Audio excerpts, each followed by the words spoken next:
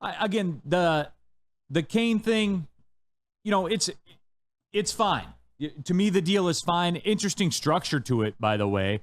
It's basically, for all intents and purposes, it's basically a $5.5 million deal. Yeah. He's going to play 10 games. Like the wording of it's wild. Like it's got a $4 million salary to it, like a $4 million base salary. Yeah. The second he plays 10 games, he gets $1.5 million more. So it's $5.5-ish million. He gets a $250,000 bonus if he plays 60 games. Gets a $500,000 bonus if the Wings make the playoffs. Yeah. So I know the people are going to like that stuff. Oh, yeah. And $250K if he has 60 points and they make the playoffs. So, like, to me, here's kind of because I had somebody ask this. They're like, Neil, kind of give your thoughts on this, how this went down. And for me, it was, I bet Kane wanted term, years, a multi-year deal. Steve Yzerman was not interested in that. And oh, by the way, too, like for the crowd that was, Kane's got all these suitors.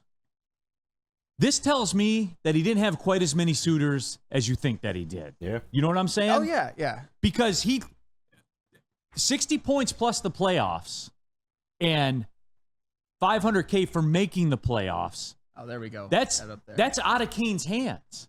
Like, why? If you're an athlete, if you have all these options and all these teams that want you, like everybody said, why would you agree to $750,000 out of your hands? You wouldn't. Is it because, well, the $1.5 million at 10 games, I mean, if Patrick Kane doesn't hit that, then it's an absolute disaster. I mean, I get it in terms of the contract, but we all agree that if he plays less than 10 games, it's not what we want. We want Patrick Kane as Red Wings fans because of what he did last year, because of what he could do this season. And I think a Patrick Kane signing like this indicates that this should be a playoff team.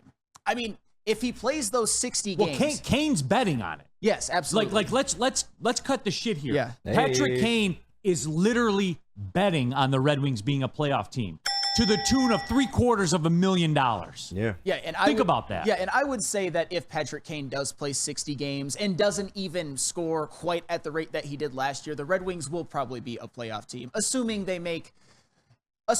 I can kind of foresee what they're about to do for the rest of the offseason. But still, even that, I think just having Patrick Kane from the beginning, I'm not counting on him to play 70 or 82, but 60, I think that's a pretty good number when you consider his injury history, or at least like the one injury. It's not so much an injury history as it is one injury. But yeah, Patrick Kane, the reality is that he earned it with his play last year. It's not based on what he did in Chicago, where he built a Hall of Fame career, won multiple Stanley Cups and MVP. It's based off of what he did last year, what he could do with this team. Because last season, he was second on the team in points per game and goals per game. He averaged more points per game and goals per game than both Alex DeBrincat and Lucas Raymond.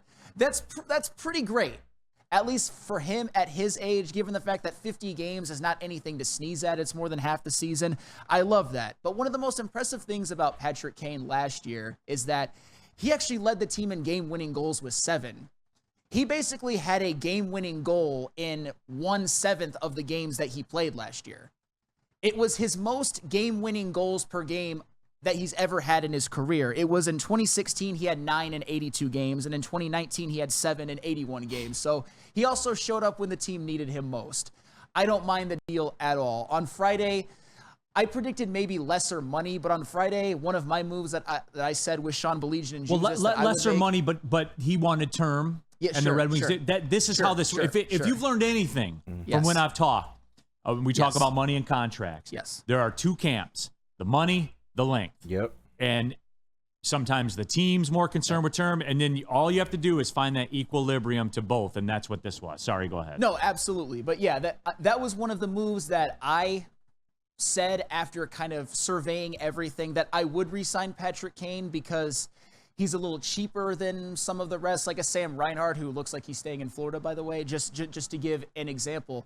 But yeah, no, Patrick Kane, this is a hell of a move. And it's funny because when I looked at that game-winning goal stat, I remember there was a stretch where it's like, okay, Patrick Kane with an overtime game winner. Oh, Patrick Kane with another overtime game winner. Oh, Patrick Kane clinched it in the shootout. It seemed like that was happening all the time. But when you look at the numbers, it actually kind of was. On a per-game basis, he was as clutch as there was in the entire NHL last year. And yeah, he scored a lot of goals to win games, and the Red Wings ended up winning more games than teams that made the playoffs. Facts. I mean, I'm not about crying over rules. Make it so that it doesn't depend on rules. That's what I've always said. KG? They did. They won more games. Sorry, go ahead, KG. So I wanted... KG, by the way, in the chat, lots of talk about you and the N-word for some reason. I wonder why. Night guard. But all right, go ahead, KG. No, I wanted to ask, do you think the Wings are still in play for Stamkos, or maybe even a name that I heard on the morning show, Trouba? I would suspect so until they're not signed, right? Trouba would be a trade. Trouba's, he's still signed on contract, so you'd have to trade for him. Stamkos, that would be crazy. That would be crazy. If you can get Kane, Stamkos, and Trouba this offseason, that would make you a second-round playoff team, in my opinion. I would agree with that. If they all finish the season. Yeah. Right. See, now you're venturing into that. But I really, if I could have one, it would be Trouba, obviously. Because I just think, Trouba and Edvinsson as your second D pairing. They would kill people. It changes the entire complexion of everything. They would kill people out there. There would be so much violence. I would love that. Yeah.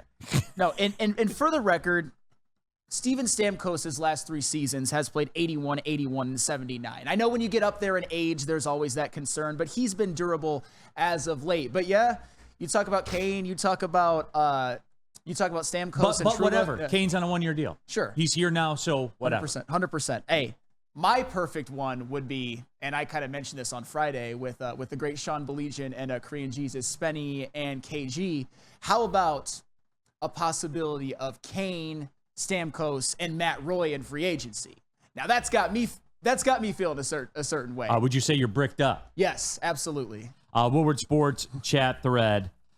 Jump into there, get your thoughts out there. Rad Dad Scott, as long as the new prospects can gritty, though, right, Neil? Yeah, if you can gritty, you'll get on a bobblehead here, and people will be sad when you get traded. I just pressed the wrong button. I've never done that before.